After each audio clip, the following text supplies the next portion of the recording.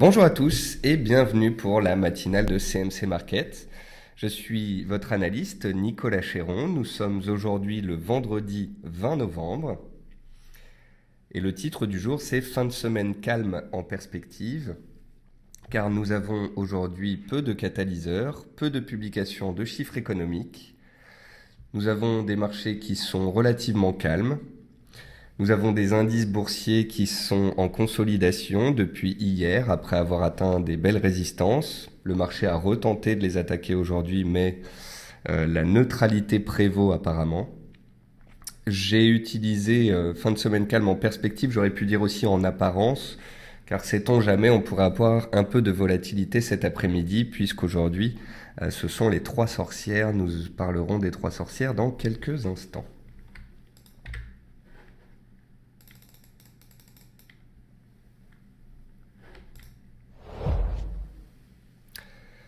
Vous êtes donc sur la matinale, émission de CMC Market, et je vous montre ces avertissements au risque avant de commencer. Avertissements concernant le caractère purement informatif de cette émission, sur les performances passées, sur les CFD. Je vous laisse en prendre note.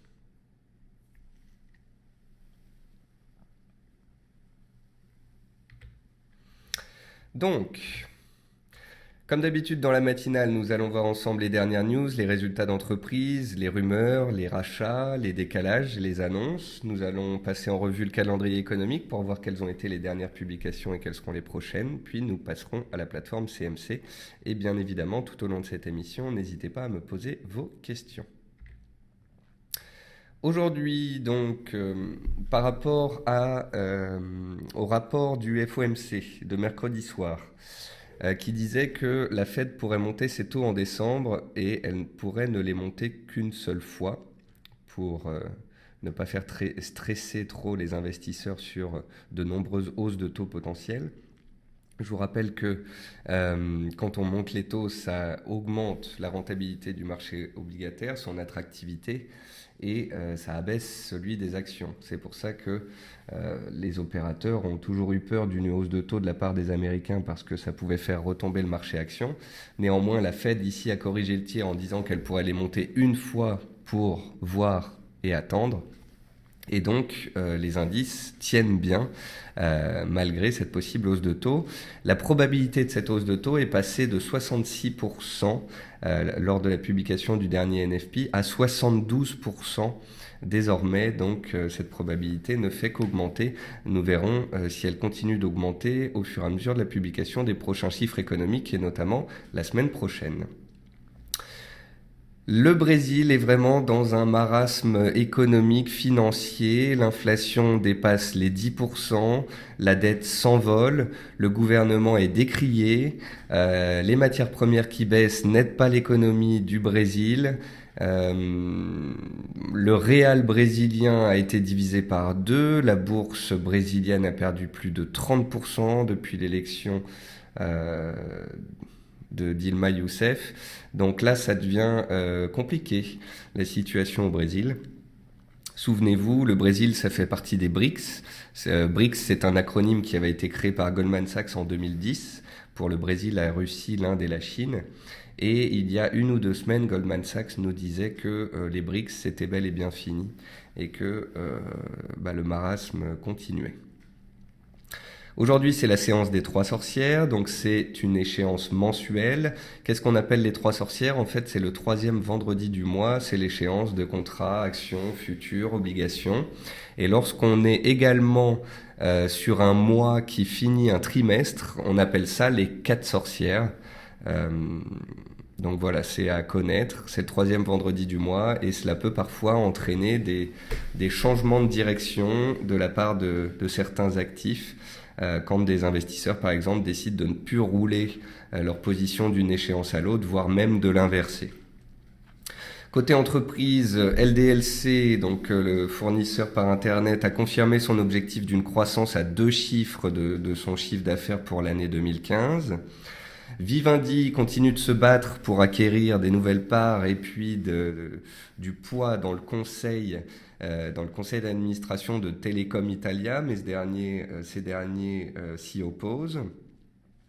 La société Corian, c'est une société qui a limogé son PDG hier et le titre perdait 10%. Le titre reculait encore ce matin suite à une dégradation de HSBC, car le fait que la société comme ça change de PDG au pied levé, eh bien cela entraîne bien évidemment de l'incertitude sur ce dossier.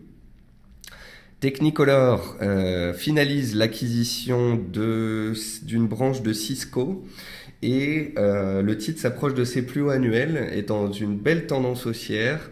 On s'approche des plus hauts, il pourrait y avoir un breakout haussier sur ce titre, c'est à surveiller.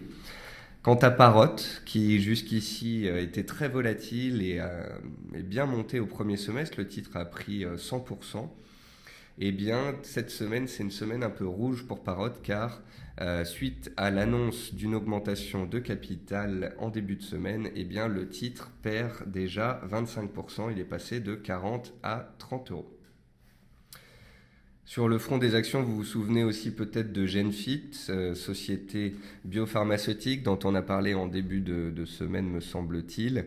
Le titre avait atteint en fait 47 euros sur une publication de lancement de phase 3. Avait touché 47 euros et depuis le titre a perdu plus de 20%. Donc ici aussi on voit bien l'importance de savoir prendre des bénéfices quand on arrive sous des résistances, de savoir gérer ses positions et faire un peu de money management. Hier, nous avons eu la publication de stocks de gaz inférieurs aux attentes et en baisse, tout comme les stocks de pétrole. Néanmoins, j'ai l'impression que malgré ça, les cours baissent. C'est pas une impression, c'est un fait. On dirait que les opérateurs délaissent vraiment les matières premières. D'une part parce que le dollar reste fort et que les US vont probablement monter les taux. Et qui dit hausse de taux dit possible hausse du dollar. Ça reste à vérifier. Mais c'est en tous les cas une crainte des investisseurs. Et puis, ce qu'il y a aussi, c'est qu'il y a une surabondance de pétrole. Donc ça fait pression sur les cours. Et étant donné que dans certaines industries, le gaz et le pétrole sont interchangeables, si le pétrole reste très bas et continue de baisser, en fait, eh bien, le gaz n'arrivera pas à monter forcément tout seul. Rappelons que pour l'instant, on n'a pas encore eu de température particulièrement froide et que ce sera potentiellement au mois de décembre ou au mois de janvier, si on a des températures inférieures à la saisonnalité. C'est là qu'on peut avoir des décalages intéressants, notamment sur le gaz qui est très volatile et très réactif lorsqu'on a un décalage de stock.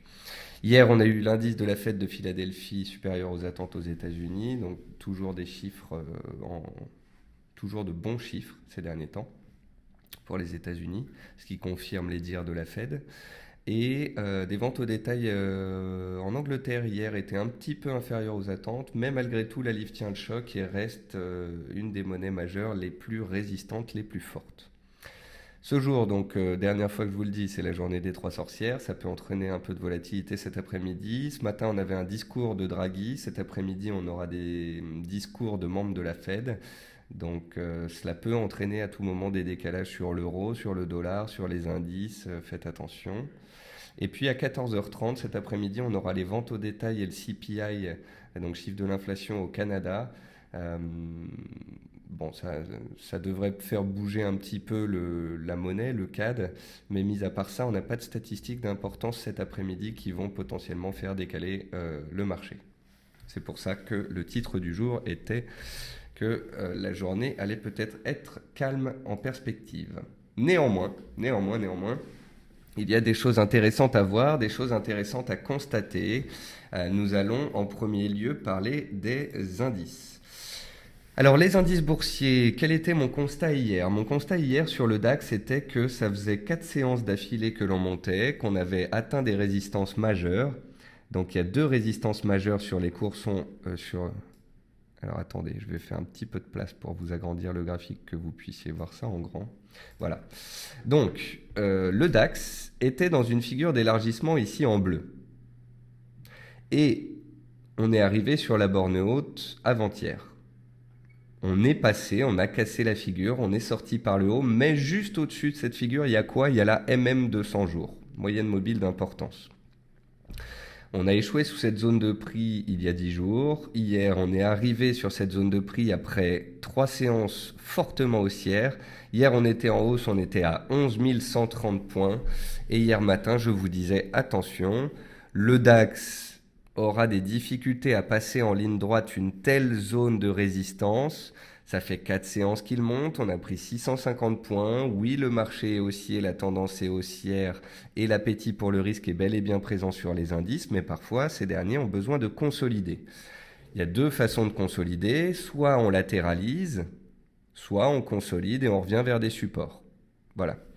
Alors, qu'est-ce que cela veut dire quand j'indique hier que l'Eurostoxx est sous résistance, que le CAC est sous résistance, que le DAX est sous résistance, que les US sont sous des retracements et que peut-être ça ne va pas monter beaucoup plus haut à court terme.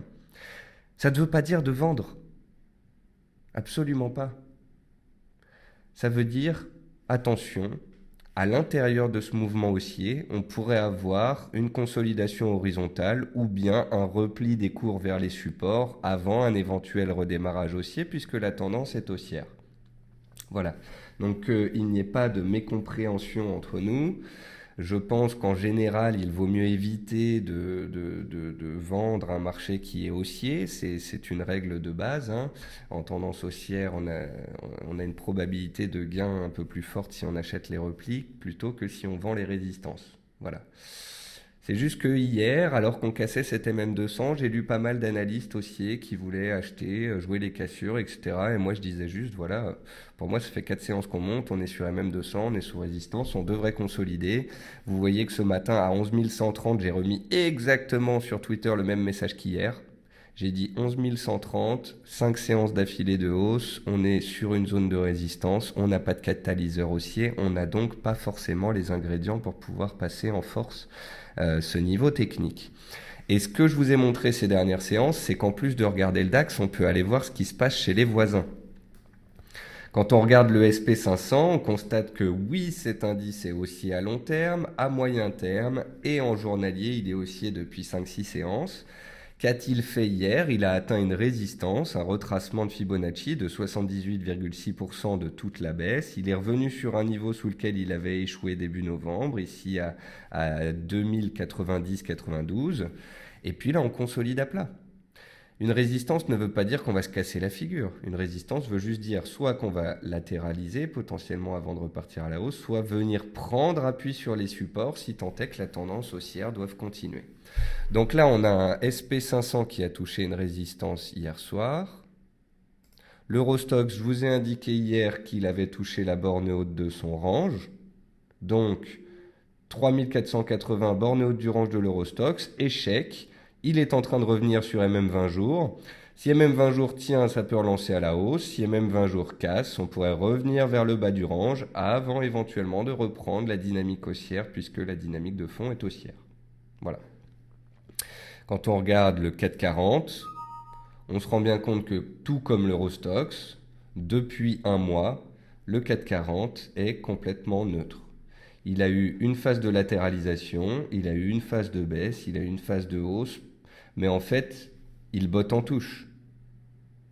Une phase baissière et une phase haussière, balle au centre, on est revenu à la moyenne, on est posé sur la MM20, la MM20 a une orientation neutre, les bandes de Bollinger sont en train de se resserrer, la volatilité est en train de baisser.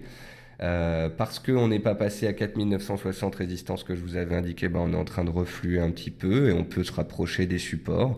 Plus on se rapprochera des supports, notamment la zone des 4840, plus théoriquement on verra les acheteurs de tendance potentiellement se présenter et la tendance potentiellement se relancer à la hausse. Comme j'expliquais ce matin sur Twitter, on n'est pas toujours obligé d'être haussier ou baissier. Voilà. La tendance est haussière, donc en théorie, on ne cherche que des achats. Hier, je ne voulais pas inviter qui que ce soit à vendre, mais j'ai juste indiqué que CAC, Eurostoxx, DAX, SP500, tous étaient sous résistance après 4 séances de hausse et pouvaient donc refluer ou latéraliser. Et c'est ce qui est en train de se passer en cette fin de semaine, puisqu'on a peu de catalyseurs. Voilà. Ensuite, concernant les devises. Concernant les devises, la plus forte baisse du jour, c'est l'euro-doll et l'euro contre d'autres paires de devises. C'était l'euro-doll tout à l'heure, là c'est l'euro NZD. Il y a eu un discours de Mario Draghi ce matin. Il a réitéré qu'il ferait tout, que ce soit plus de quantitative easing ou des taux négatifs, qu'il ferait tout donc pour permettre à l'inflation de repartir.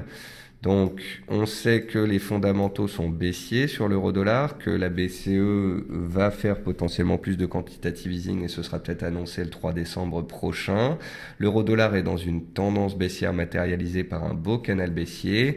Vous voyez là-haut le point haut, ensuite une première impact, ensuite une deuxième impact hier. Pour l'instant, ce canal fonctionne bien. Voilà. Tant qu'on est dans ce canal-là, il y a des risques de reprendre la tendance et de repartir vers de nouveaux plus bas. Si par contre l'euro-dollar devait casser les 1,0730 de nouveau, c'est-à-dire le cours de son ouverture du jour et les plus hauts en clôture d'hier, là potentiellement on pourrait sortir du canal et peut-être latéraliser et revenir vers 1,0830. Voilà. C'est une éventualité. Imaginons qu'à un moment, on a un chiffre économique ou un chiffre d'inflation bon pour l'euro. D'un coup, il pourrait repartir à la hausse avant de rebaisser. Parfois, la tendance baissière fait une pause. Donc, tendance baissière forte dans un canal, on s'en extrait, on latéralise, voire on remonte un peu vers les résistances et ensuite on retombe. Voilà. C'est pour ça que certains, parfois, attendent d'éventuels rebonds pour shorter sur rebond. De la même façon que sur le 440, certains attendent des échecs sous résistance, puis des retours sur support, et ils se présentent à l'achat sur les supports. Qu'a-t-on d'autre sur les paires en euros? Donc l'euro GBP, qui est en train de retrouver ses plus bas annuels. Regardez un petit peu ce qui s'était passé sur l'euro GBP en fin d'année dernière. En fin d'année dernière, on avait eu un range comme ça pendant l'espace de 6 mois. Donc 6 mois de range sorti par le bas. Là, ça fait maintenant 1 an qu'on est dans un range. Et nous verrons ce qu'il se passera début décembre. Mais si Draghi baisse les taux et augmente le quantitative easing et est très agressif, il n'est pas inconcevable que l'euro GBP sorte par le bas de sa tendance dans le sens de la tendance principale. Je voulais vous montrer aussi l'USD Yen qui est en ce moment d'une propreté graphique déconcertante. Souvenez-vous, je vous avais montré ce triangle sur l'USD Yen qui s'était mis en place au début de l'année. On en était sorti, puis on l'avait réintégré, puis on était ressorti par le bas. Mais ce qui compte, vous voyez, c'est qu'à chaque fois qu'on a travaillé l'oblique ici qui passe par les plus bas, on est revenu ici, il y a eu réaction aussi, on est reparti à la hausse. Ici, on la casse, on fait un pullback dessus très proprement, puis on repart à la baisse. On remonte, on la touche, on échoue, on remonte, on échoue. Alors, ça ne veut pas forcément dire que l'USD Yen va se casser la figure. L'USD Yen, c'est le baromètre du risque, il reste corrélé aux indices, et les indices sont haussiers. Donc, ça monte pour l'instant en dents de scie. Et vous voyez, c'est dingue à quel point parfois l'analyse technique comme ça nous montre des choses très propres. Cette ligne ici est vraiment un pivot. Si on la rattaque et qu'on la casse, on peut très bien relancer la hausse. Tant qu'on est dessous, c'est une résistance. En tous les cas, c'est très très propre. Une autre paire aussi que je voulais vous montrer pour sa propreté graphique, c'est l'AUD-NZD évidemment. L'AUD-NZD qui est une paire qui aime bien les canaux. Donc souvenez-vous, la UDNZD, on en a parlé ici, on a dit attention à la sortie du canal, on a cassé le canal, on a stabilisé, ça a relancé à la hausse, on a attaqué les 1,09 qui étaient résistance, elle a fini par passer cette résistance, donc on a accéléré à la hausse. Ces dernières séances, ça ne passait pas, on est venu prendre appui sur le support. Donc vous voyez le point là qui est là, résistance, résistance, passage en force, retour sur la résistance devenue support, ça relance. Ici, on la travaille, mais on finit par la casser. On revient la toucher, ça bloque. On la passe en force. Et ici, hop, on vient prendre appui dessus. Donc, on a vraiment un pivot très, très propre ici sur les 1,09 sur cette paire AUD-NZD. Donc, sinon, je vais regarder l'USD-CAD. Donc, l'USD-CAD, on a dit hier qu'il était sous résistance. Donc pour l'instant, c'est très neutre sur l'USD-CAD. Je vous ai montré hier qu'il y avait un petit canal haussier ici. Donc tant que ce canal haussier tient, bah, la tendance est haussière en journalier sur un mois. Donc ça tient. Néanmoins, je vous ai montré hier qu'il y avait une très très forte zone de résistance à 1,34. Donc ça se joue ici. Si on casse le plus bas d'hier avec les chiffres de cet après-midi, on aura potentiellement une consolidation puisqu'on aura un échec sous résistance à 1,34. Par contre, si la tendance perdure, que les chiffres du Canada sont mauvais, eh bien l'USD4 pourrait tenter de nouveau de casser 1,3380, 1,34 et d'aller chercher de nouveau plus haut. Tout dépendra des chiffres de cet après-midi. Quoi d'autre? L'USD CHF, je voulais vous montrer aussi. Donc l'USD CHF.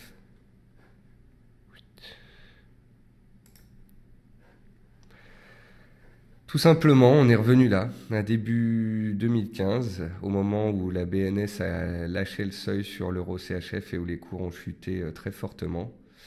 Et on est revenu pile poil sous ce seuil-là. Donc l'USD CHF, je vous le rappelle, est inversement corrélé à l'euro-dollar. Si l'USD CHF est sous résistance, l'euro-dollar, lui, est en zone de soutien. Voilà. Par contre, si l'USD CHF passe en force cette résistance-là, ce sera un potentiel signal de moyen terme et ça invitera à de plus longues baisses, plus fortes baisses sur la paire euro-dollar. A contrario, si l'USD CHF réintègre son canal haussier ici en bleu, ça laissera l'euro-dollar respirer un petit peu plus. Sinon, on a parlé hier de l'AUD et du NZD et le rebond continue. L'AUD, on a dit que ça allait arriver sur MM100 et c'est là que ça allait se jouer. Eh bien, nous y voilà. Voilà l'AUD USD sur MM100, moyenne mobile de moyen terme sous laquelle il a buté à la mi-octobre. Et si là, ça passe, on pourrait viser la résistance suivante. En fait, ce qui se passe, c'est que l'AUD et le NZD, c'est les monnaies des matières premières. C'est des monnaies, si vous voulez, où s'il y a possibilité que le dollar ne monte pas fortement, les matières premières pourraient se reprendre et tout ça, ça pourrait aider l'AUD et le NZD.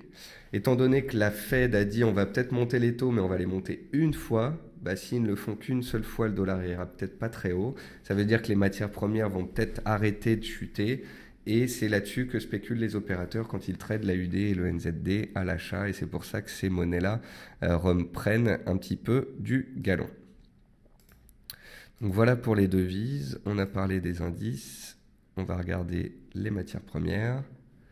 Donc le gaz naturel, on en a parlé tout à l'heure. Malgré des stocks inférieurs aux attentes, il n'est pas monté hier. Il est toujours en échec sous cette zone des 2,30. Par contre, il est en train de revenir vers des seuils de soutien. Voilà, on a un seuil de court terme à 2,20, on a un seuil de long terme à 2,10, et puis la zone 1,90, 2,10, c'est la zone très très long terme de soutien. Donc après, certains achèteront les supports de court terme en pensant que les températures vont devenir plus froides et que on va se reprendre. D'autres attendront qu'on reteste potentiellement la zone de long terme et qu'on matérialise peut-être une figure de retournement majeur en attendant de rentrer dans l'hiver.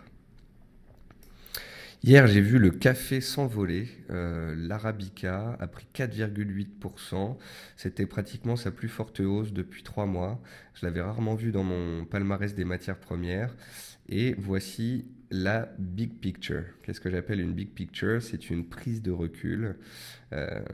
C'est une expression américaine.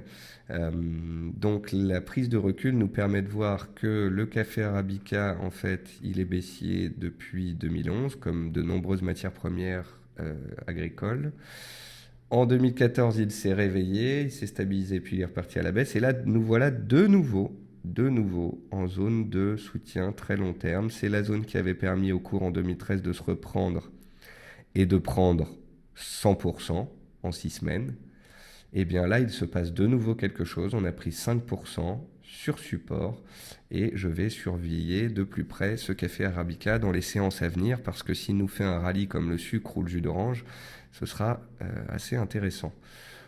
Pour rappel, le sucre, je vous l'ai indiqué ici à 10 quand il était sur le bas de son biseau long terme. On a parlé de cette figure de très long terme dans laquelle les cours du sucre étaient enfermés depuis 4 ans. Et quand le sucre est enfin passé à 12,20 sur la borne haute de son biseau, il a donné un signal et il a pris 20% dans la foulée. Et ça, c'était ces 6 dernières semaines. Donc vous voyez, alors que le DAX ou l'Eurodoll parfois sont pas faciles, etc., il y a aussi des trades journaliers ou de moyen terme, notamment sur les matières premières qui sont intéressants. Le sucre aura pris 45% en l'espace de 8 semaines, mais il y a encore mieux. Le encore mieux, c'est le jus d'orange. Le jus d'orange, lui, qui aura pris 60% en 6 semaines, ces 6 dernières semaines. Il y a eu des maladies dans les plants de jus d'orange aux États-Unis. Les États-Unis produisent 30% du jus d'orange mondial. Et donc, on a eu une envolée des cours du jus d'orange avec un premier signal qui était la tenue du support et la relance sur ce support pluriannuel depuis 4 ans. Deuxième signal par la cassure de l'oblique. Et puis ensuite, on a atteint l'objectif. Sinon, sur les autres actifs, le pétrole ne monte pas, ne baisse pas, il se cherche. On va se mettre en journalier et vous voyez bien que, voilà, petit à petit, les cours attaquent le support mais ne le cassent pas. Cet après-midi, comme tous les vendredis, on aura la publication des puits de pétrole ouverts aux États-Unis. Et cela pourrait engendrer la véritable cassure des 40$, auquel cas il y aurait une accélération baissière. A contrario, s'il y a une surprise, on pourrait remonter vers 42, 43. En tous les cas, voilà, les 40, pour l'instant ça tient. On a un range 40-42 ou 40-43 et c'est une cassure dans un sens ou dans l'autre que j'attends pour émettre des stratégies. Quant à l'or, eh bien, puisque le dollar n'est pas fortement monté, puisque la Fed parle d'une hausse de taux simple, eh bien, l'or s'accroche à ses plus bas annuels. Et je vous ai dit qu'il faudrait qu'on casse les 11 100 pour montrer qu'un point bas avait bel et bien été validé, qu'on ait alors un double bottom potentiel et que les velléités haussières puissent reprendre le pas. Mais pour le moment, ce n'est pas le cas. Et on va terminer par les actions françaises. Alors j'ai une question de James. Dans quel sens poses-tu tes Fibonacci du haut vers le bas ou du bas vers le haut? Tout simplement, en fait, James, il faut que vous ayez un point de départ, que vous traciez votre Fibonacci en partant du principe que vous allez essayer de cadrer deux extrêmes, donc un point haut et un point bas. Donc ici, j'ai un point haut. Et mettons un scénario où en bas ici, j'ai un point bas. Voilà. Et en fait, il faut que votre point de départ qui va d'un point A à un point B, votre point de départ, c'est 0%. Et votre point d'arrivée, c'est 100%.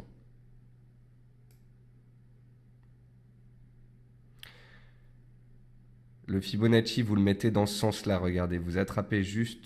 Je viens de faire l'inverse. Mais vous avez un point A ici, un point B qui est ici. Vous tracez votre Fibonacci. Il faut que vous ayez votre premier retracement qui soit un retracement de 23,6.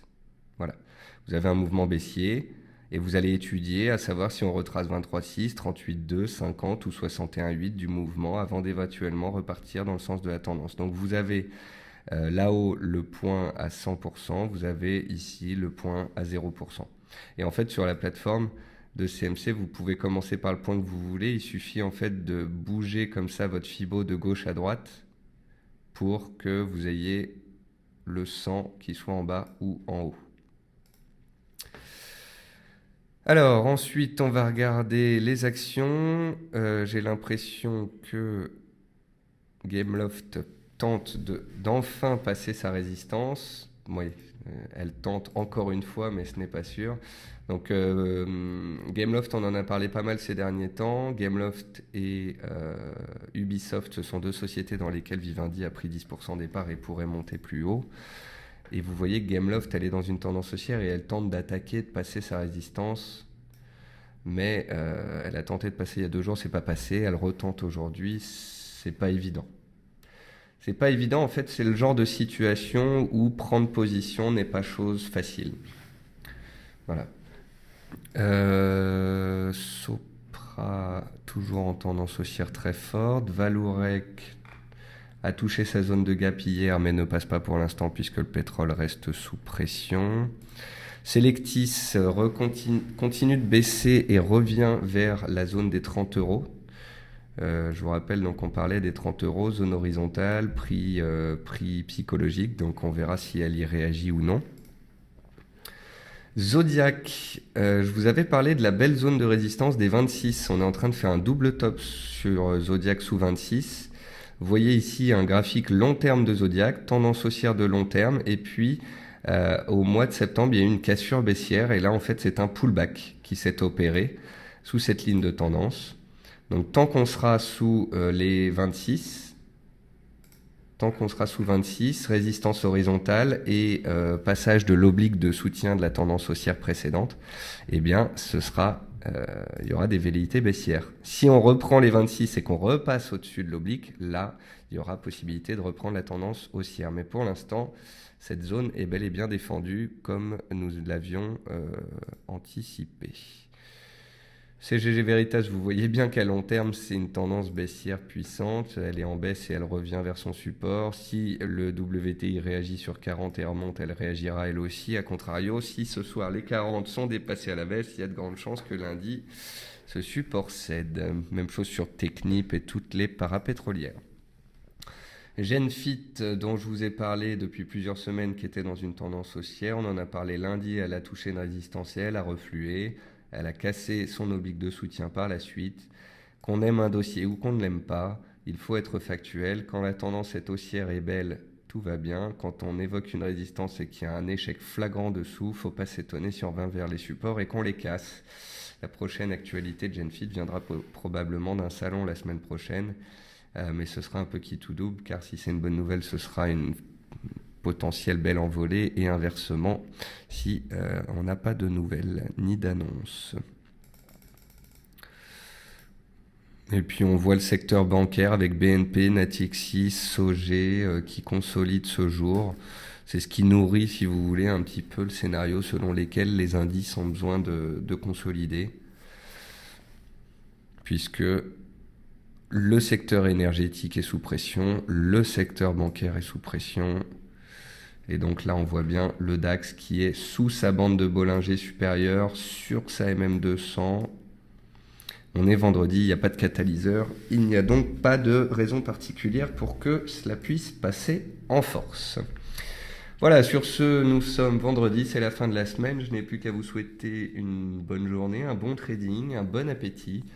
Et puis surtout un bon week-end. J'espère que ce week-end sera reposant et qu'on n'aura pas à suivre l'actualité comme on a eu à le faire le week-end dernier malheureusement.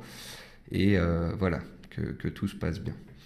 Je vous souhaite une bonne journée et je vous retrouve donc mercredi prochain. Je vous rappelle que lundi et mardi, je serai en déplacement. Je vais à Lyon pour une conférence avec les éconoclastes.